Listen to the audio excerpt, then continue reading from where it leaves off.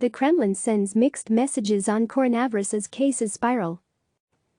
Moscow. Just over a week ago, President Vladimir Putin said Russia had the spread of coronavirus under control. Now the country is changing tactics, as authorities acknowledge they are gearing up for a major COVID-19 outbreak.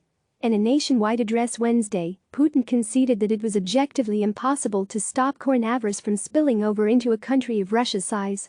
He urged Russians to understand the complexity of the situation and stay home, declaring next week to be a paid stay-at-home holiday. It was a classic presidential performance, but Putin stopped short of delivering a bitter pill to the public.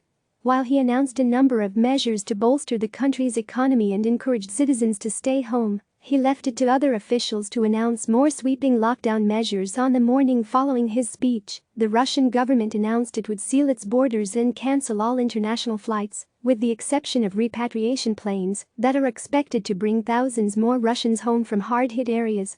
Other officials are taking the coronavirus effort a step further. For days, the Kremlin had insisted that plans to quarantine residents of the capital were not on the table.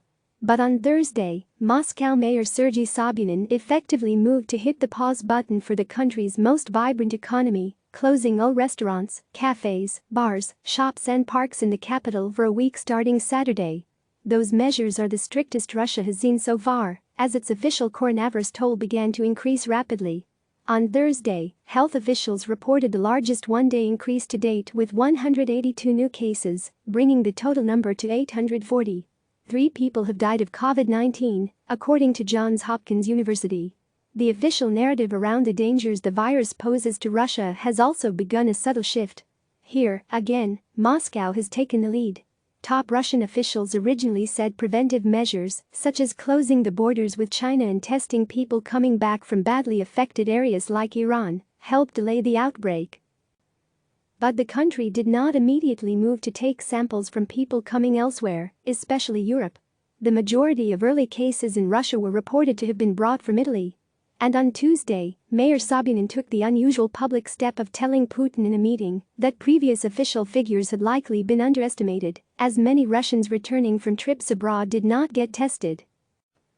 Half of all people who came from abroad passed through Moscow, and the Muscovites themselves love to travel as well, Sobyanin said late Wednesday after Putin's address, referring to well-heeled Russians who often like to spend spring breaks at French ski resorts. Many people have also visited Kercheval and brought a suitcase of viruses from there. The messages, however, remain mixed. Despite the alarming trajectory of cases, Kremlin spokesperson Dmitry Peskov told reporters in a conference call Thursday that there was no need to panic in Russia. There is no de facto epidemic here, Peskov said. And de facto our situation is much better than in many countries. That is definitely due to the measures that our government began to take in advance. The numbers are likely to continue to grow quickly now that private testing is available locally and the government has issued a directive to test everyone arriving in Russia.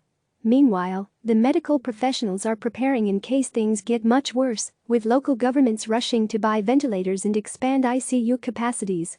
Nikolai Malyshev, the chief infectious diseases specialist with the Moscow branch of the health ministry, warned that an explosive development like a nuclear reaction is not out of the question, suggesting that a huge number of people will be infected. At first, we saw a linear increase of patients, Malyshev said in an interview aired late Wednesday on the state-run Russia 1 channel. But now it is exponential. It remains to be seen, then, if the Kremlin's messaging will fall in line with that reality. Click subscribe to receive the latest news.